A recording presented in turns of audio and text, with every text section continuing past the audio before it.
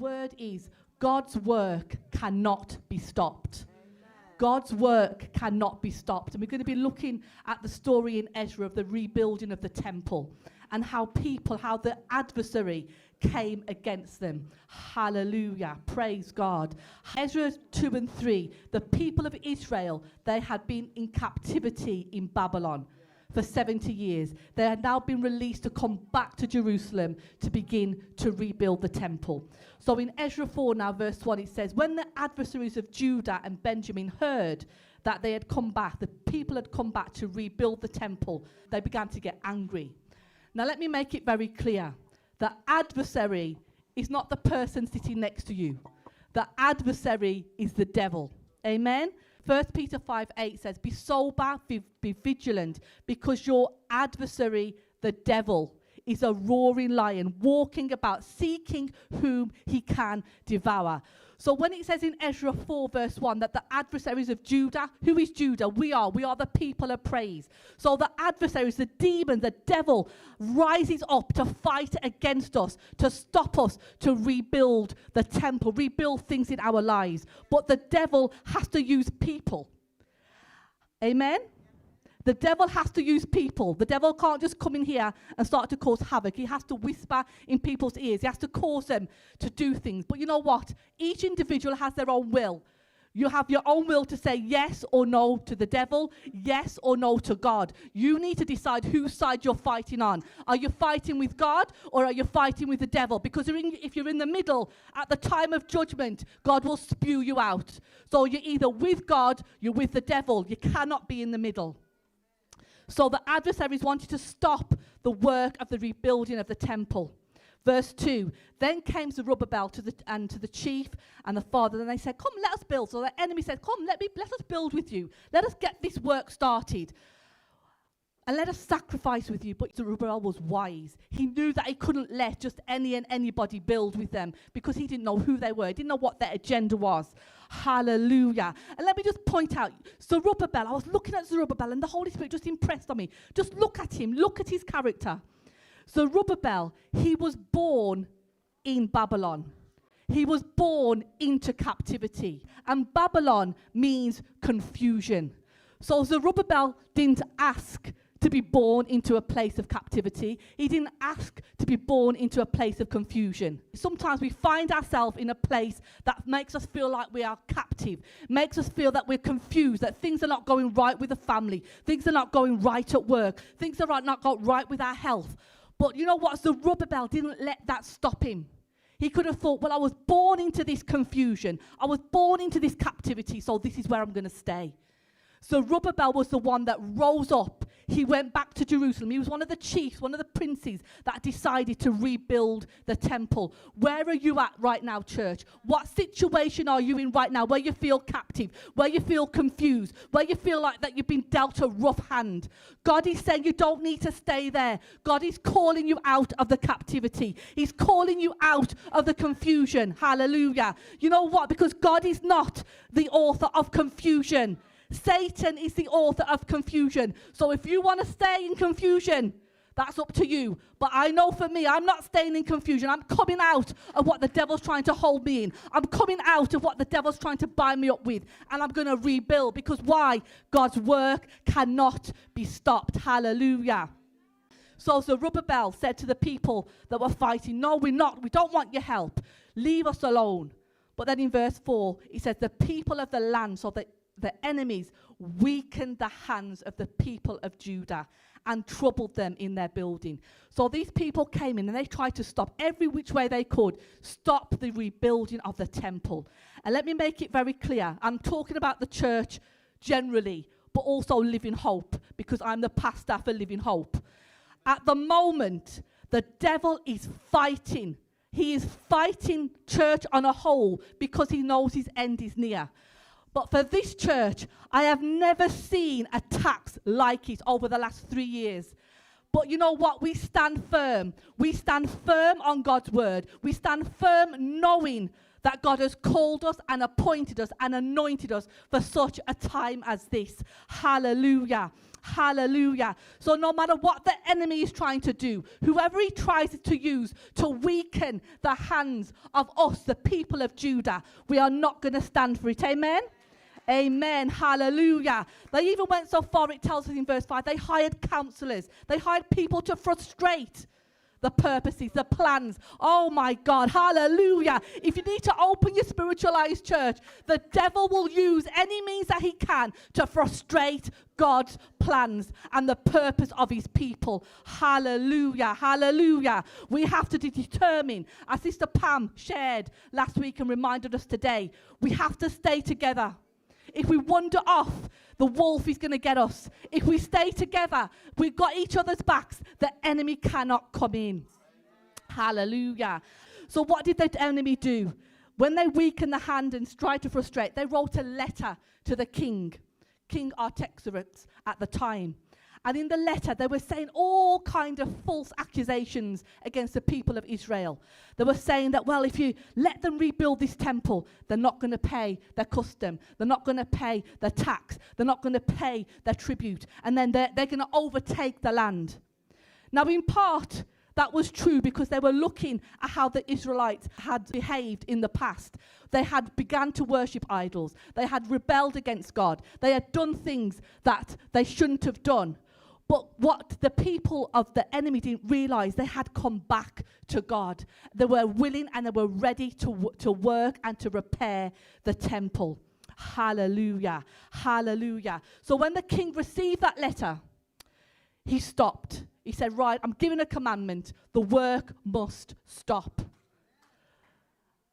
Now, some of us in here may feel like that right now. You're thinking, I've got this work to do for God. I've got this thing I need to do. Whatever it is, whatever you're going through, whatever you're facing, that job you're trying to get, that relationship you're trying to rebuild, that finances that you're trying to make, and you feel like the enemy's come in and frustrated your plans. But God is saying this afternoon, don't stay in that place of frustration. Don't stay in that place where the enemy's trying to pull you down. Don't stay in that place of confusion. Begin to rebuild. Don't look at what the devil's doing, because the devil will always be doing something, because that's his job. But we have to rely and we have to stand upon the word of God. Hallelujah. So this letter went out, and because of what the king said, the work stopped. It stopped for 15 years. But let me tell you, I declare today, the work of Living Hope is not going to be stopped. It's going to continue. Not because me and Bishop are at the head. It's going to continue because this is God's church. It's God's church. Hallelujah. We just heard the scripture from Reverend Kwame. Upon this rock I will build my church, and the gates of hell shall not prevail against it. Amen. The gates of hell will not prevail against it. Satan is a liar from the beginning. He's a liar now, and he'll be a liar in the end. When he's thrown into the lake of fire, he will still be a liar. Amen. Amen. Hallelujah. Hallelujah. So the work stopped. Hallelujah. Can you imagine how despondent the people of Israel must have felt? They'd come back, they'd managed to lay the foundation, but the work stopped because people had said things and done things that weren't true and weren't right. So in Ezra 5 verse 1 it says, then the prophets Haggai and Zechariah prophesied unto the Jews. So those who were building, who were waiting to start the rebuilding again, Haggai and Zechariah prophesied to them. Zechariah 4 verse 6, you don't need to turn to it. It says, it is not by might, not by power, but by my spirit. Hallelujah. Hallelujah. Hallelujah. The mountain that is before you shall become as plain. Whatever mountain is before you, whatever is stopping you from rebuilding, whatever it is you need to rebuild in your life, that mountain is going to become as plain before you this afternoon. Amen. Hallelujah. Thank you, Jesus. Then it goes on in verse 9. The hands of Zerubbabel have laid the foundation of this house. His hands shall also finish it. Hallelujah. And thou shalt know that the Lord of hosts has sent me unto you. Church, when God starts a work, when the foundation is laid, when he uses somebody to build that foundation and the word comes, it's not by might, it's not by power, it's by God's Spirit. Continue to do that work. Continue to press on, because the devil will use every arrow and every dart to try and pull you down. Hallelujah. The work shall be finished. The work shall be finished. Hallelujah. God's work must be finished. Hallelujah. The prophecy from Haggai says, I am with you. I am with you, saith the Lord. The rebuilding that you're doing, I am with you, saith the Lord. You're not building alone. You're not rebuilding on your own. You've got the people around you to build with you. And most importantly, I am with you, saith the Lord. Hallelujah. Hallelujah. Hallelujah. Don't give up, church. Don't give up. Hallelujah. You know, when we're in a ship and the storm rocks and you're going from side to side, sometimes you want the storm to stop. You're scared that you're going to fall into the water. But Jesus is in the boat with you. Jesus is in the boat and he's speaking, peace be still to the storm. Hallelujah. Hallelujah. The enemy will always have something to say. It will always have something negative to say, because he doesn't know how to say anything positive. And if he does try to say something positive, it's with a twist. It's with some kind of deceit. Hallelujah. So church, we need to stick together. We need to build together. We need to know it's not by might, not by power, but by God's Spirit. And we need to know that it is God who is with us. So when they received this word in Ezra 5, they began again to rebuild. Hallelujah. God's work cannot be stopped, church. The devil wants the work of God to stop, but it cannot be stopped. Thank you, Jesus. So when the work starts again, what happens? The adversaries come in again. The enemy comes in again to try and pull down, to try and stop and to trick the people of Israel. So they go and speak to the people of Israel, and then from that they write another letter to the king, who was King Darius at this time. Don't forget, 15 years has passed. And the Israelites said, we are the servants of the God of heaven and earth, and we build the house that was builded these many years ago, which a great king of Israel builded and set up.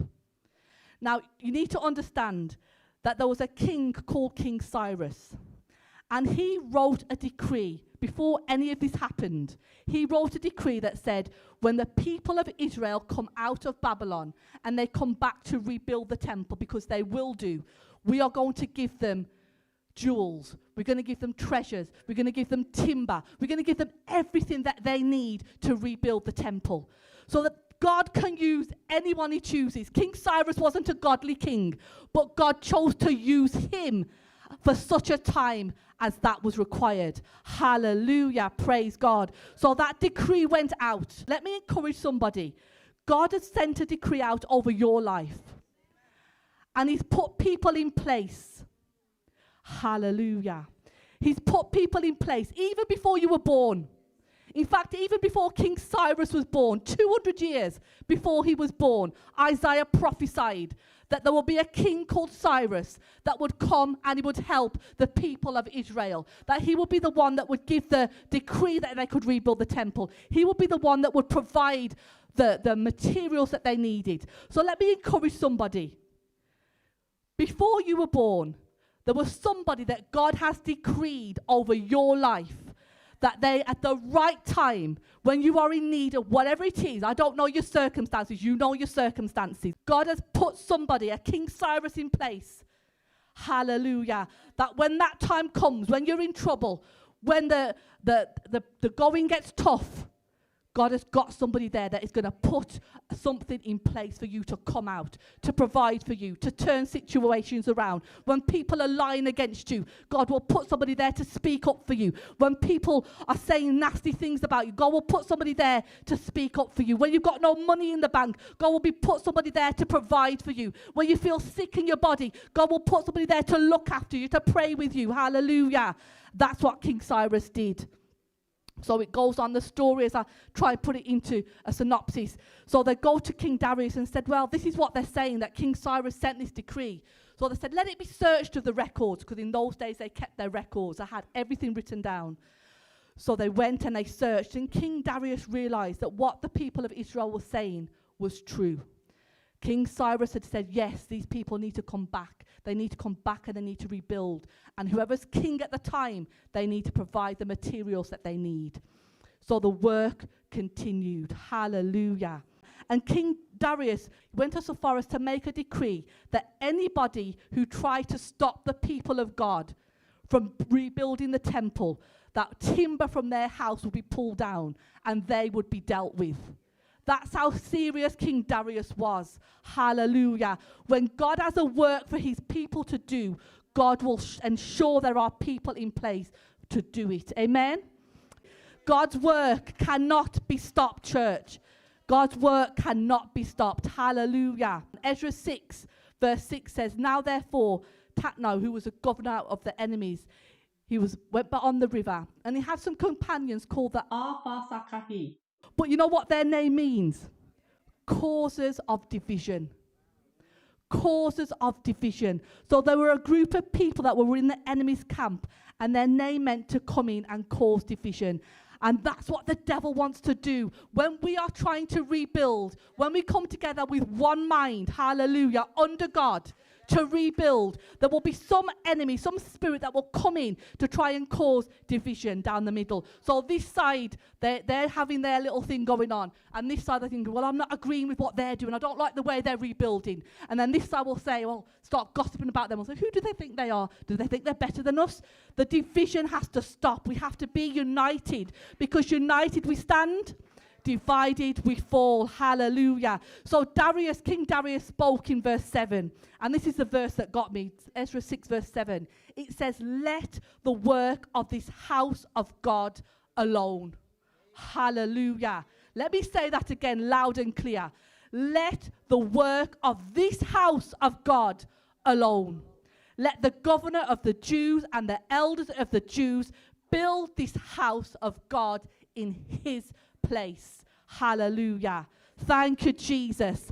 I'm sending out a decree. I'm sending out a declaration today to the devil. Let the building of the house of this God alone. Amen. Let the work of this house of God alone. Hallelujah. It's not my house. It's not Bishop's house. It's not Reverend Julie's house. It's not Deaconess Claudette's house. It's the house of God. If you come here to worship. If you come here to be fed and fellowship. Hallelujah, hallelujah, hallelujah. We are not building this house on ourselves. We're building it upon Jesus. We're building it upon the rock. Praise God. So you'll see in Ezra, later down in Ezra, Darius says to them, come, let this work be done with speed. He didn't want any delays. He wanted tenacity on the job. He wanted the Jews to rebuild what was rightfully theirs. The devil wants you to stop getting what is rightfully yours. He wants you to stop having the healing that is yours, the deliverance that is yours, the breakthrough that is yours. He wants to stop all the blessings that is rightfully yours. But God is saying today, God's work shall not be stopped. Hallelujah. Hallelujah. If you believe it, you need to stand to your feet and shout amen. Hallelujah. Thank you, Jesus. So you'll see as we finish, the temple is completed. Ezra 6, 14 and 15. You can read it in your own time. The temple was fully built, fully completed. Hallelujah. Because what God has ordained, no man can stop. What God has put in place over your life, no man can stop. If God has called you to be a preacher, no man can stop. As we heard today, you'll go through your suffering. You'll go through your pain. You go through your turmoil. You go through the hurt. You'll go through the gossip and the backbiters. But when you go through it, you come out stronger. When you go through it, you come out wiser. When you go through it, you come out knowing that God is with you. That God has got his eyes on you and he will never leave you or forsake you. Hallelujah. So God, I just give you praise. And the final scripture I'll leave with you. Philippians 1:6, being confident of this very thing, that he which hath begun a good work in you will perform it unto the day of Jesus Christ. So whatever you're going through, church, whatever this church is going through, let's stand together. Let's pray one for another. Let's have each other's back. Let's not be divided. Let us be united together. Amen? And when we do that, God's work cannot be stopped. In Jesus' name, amen.